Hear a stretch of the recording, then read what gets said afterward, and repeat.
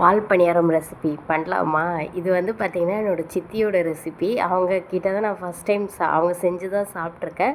ஒரு டைம் நம்மளே ட்ரை பண்ணி பார்க்கலான்னு ட்ரை பண்ணது தான். இது ரொம்ப டேஸ்ட்டாக இருந்துச்சு. நீங்கள் செஞ்சு வீட்டில் பாருங்கள்.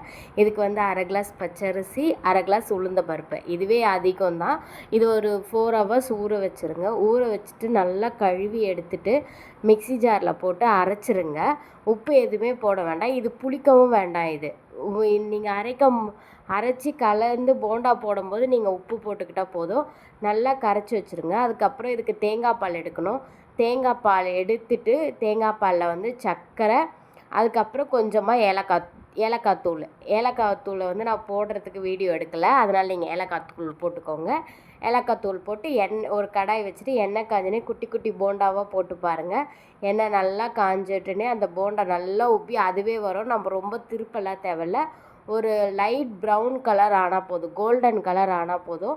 அந்த கோல்டன் கலர் ஆனோடனே அந்த போண்டாவை நல்லா கோல்டன் ப்ரௌன் ஆனோடனே எடுத்துட்டு எண்ணெய் கொஞ்ச நேரம் அதுக்கு ரெஸ்ட்டு கொடுத்துட்டு நல்லா அது எண்ணெய் இதுவெல்லாம் சூடெல்லாம் ஹீட்டெல்லாம் கம்மியானோடனே எடுத்து அந்த தேங்காய் பாலில் போட்டுருங்க.